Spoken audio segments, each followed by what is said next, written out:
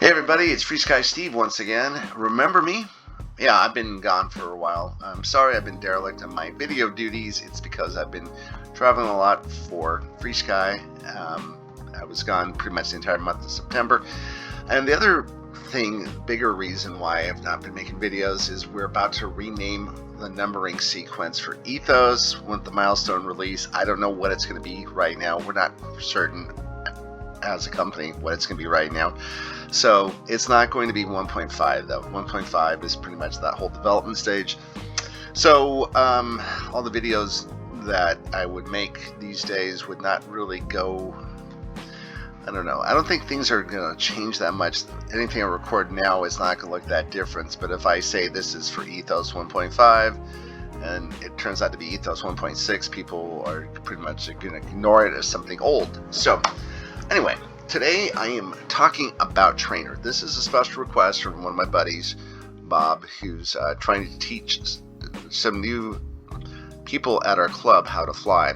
And he wants to use one of his planes. You can use just about any plane that you feel comfortable teaching someone to fly with. And it's very easy to set up. It's actually a lot easier than you might think. So what happens with the Trainer is the terminology is, instead of instructor and student, we say master and slave. So the instructor is master, student is slave. I'm going to try to keep this video somewhat short. I mean, realistically, I could probably talk about the entire Trainer experience and different strategies, and it would take about an hour, maybe 45 minutes to go through everything. I don't think most people want to sit through that. So what I'm going to do is I'm going to teach the basics. And the first thing and the most important thing is, I know you guys are in love with this whole notion of being able to transfer your models from the master transmitter to the student transmitter. So it's real simple. All I have to do is take the model that I have set up for this really wonderful plane and hand it over to the student. And that's absolutely what you don't want to have happen. The student radio needs to be a generic build. It needs to have no mixes, no flight modes, no dual rates, nothing. Just all it is a very basic setup. So what I did is I went in and I created something called, well, inside of here, let me show you. If you long press on this, you can get in down here, create a new model, hit create model, and I went in, made an airplane, did all sorts of great stuff, and what I ended up with was a very basic setup. I called it student and I put a Trainer plane on there. So if you were to look at the mixes, you can see that there's no additional mixes other than the basic control surfaces. Long press inside of here, you see that there's no mixes, no dual rates, no expo, nothing. It's just a very basic setup. And it is, the thing that's important is that these channels have to coincide between the student radio and the master radio. So if you're not using things in this order, whatever order you have in the master transmitter, it has to be the same thing for the student ones. Now I will say that don't get confused if you're flying, say, a plane that has a spectrum receiver in it, because that channel order is different. You should know by now that the multi-protocol module that you put in the back of the transmitter will go in and it swaps the proper channel orders. It tends to prefer this, and if I can highly encourage you to not change channel orders with your planes, then you should be fine flying these things. So anyway, so AETR, it's a very basic setup. This is what we have for the student radio. And what about dual rates? What about expo? What about all these things that you're used to flying with? Well, on the master radio, you can fly with all that stuff. So if, for example, you're in high rates, when the student takes control of the plane, they will also be flying in high rates. If you're flying in a certain flight mode, they will also be flying in a certain flight mode as well. So everything pretty much remains the same. Alright, so we're going to get you into this whole place, telling you exactly where to set everything up at. Everything is under model, so we're going to press that, and we're going to slide all the way to the left. It's the very last thing we have right here. And what you have is something that looks like this. You have master and slave, and I've kind of discussed already, instructor's master, student slave. We have the student plane up on the screen, so that's what we're going to use. When it comes to default, there's something called a trainer cable, and you can use a trainer cable with this, but I don't really know of anyone who has. I've never even tested out to see if the trainer cable works with FrSky. I've never used one because they have built-in Bluetooth. The other options you have here, we have something called, I'm just going to mention it quickly, something called FWTM, Fixed Wing Trainer Module. It is a little $30 module that goes in the back of the master transmitter, and it has a small receiver in it. So anything that works with FrSky, and I do mean anything, all the way back to the X9D from 2014, as long as it has ACCST version 2 on it, you can bind to it. If it has access, even better. So it works with either ACC or access. To bind to access, you register and bind like you do with a normal Tandem receiver. Okay, so with all that being said, we don't want to use the trainer cable. We want to use Bluetooth. And we look at everything else. The only thing I'll point out is that your local address is not going to have people names. It's going to be a bunch of letters and numbers, X1, 4D, 7B, things like that. And what these essentially are the ID numbers for Bluetooth.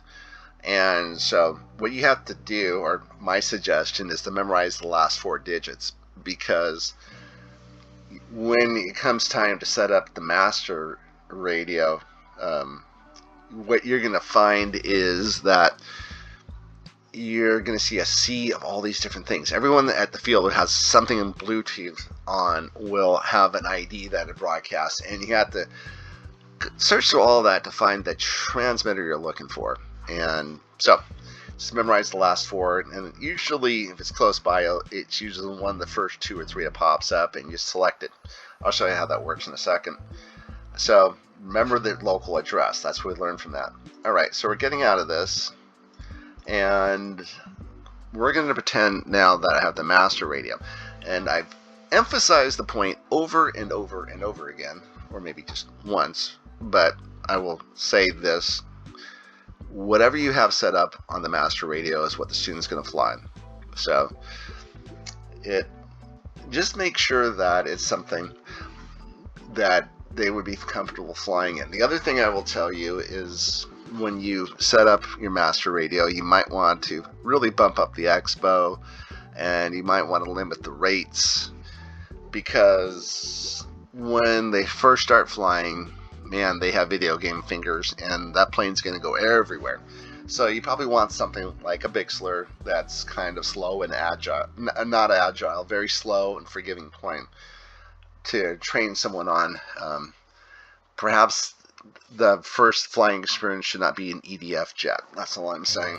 Alright, so I'm going to set up master one this time. So it's essentially the same thing. Hit model, go to the next page, go to trainer, and this time instead of being slave, we just say master, and everything else should look fairly similar. One thing we have to do is set up the active condition. And what is this? Well, you don't want to have the student take control of the plane the entire time. You want to be able to give them control and take away control by using a switch. And the switch I usually recommend is switch H. And it's usually switch H down, which means that you have to hold it in. It's that one on the top right. It's the toggle switch. You press it and you hold it in. That's where you want to give control to the student with. And when you let go of it, then you have control again.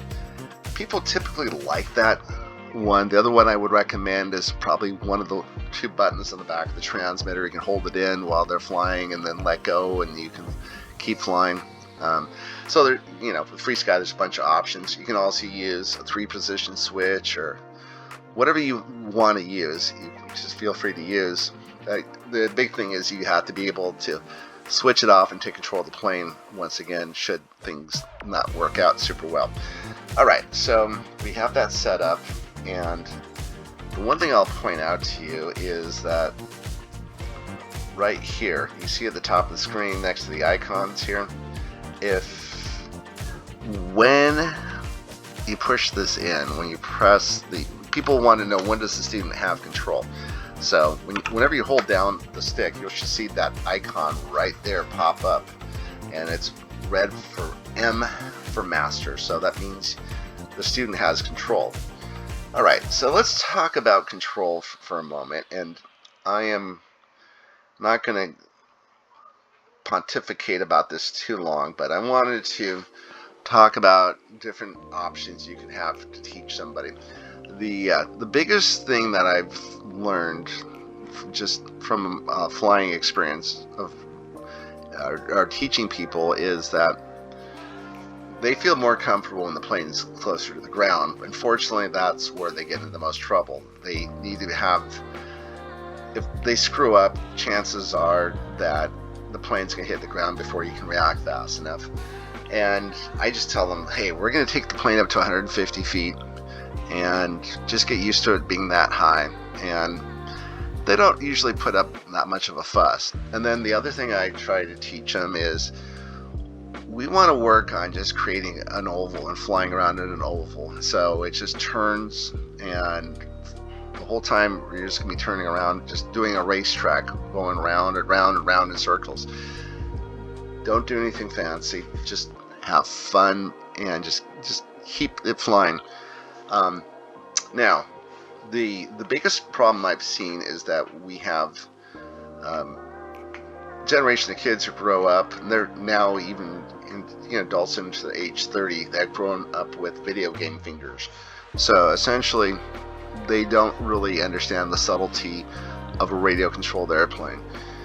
Because of this, what they tend to do is they tend to use the sticks to the full extremes often, and that's the hardest thing to break people of, because two things happen. First of all, you got to break them of that, but when they do something like they make a turn, if they turn too much and the wing dips down too much, what they do to fix it is to move the stick all the way to the other side as quickly as possible. And that's why you want to kind of limit your bank angles, or at least limit your throws, so that they don't end up rolling the plane. So just be warned, that is absolutely going to happen with these people. Another reason why you want to have something that's slow, like a Bixler or some kind of glider, which is very forgiving for them to fly. Okay, the other thing you can do with the FrSky transmitter, this is actually really cool.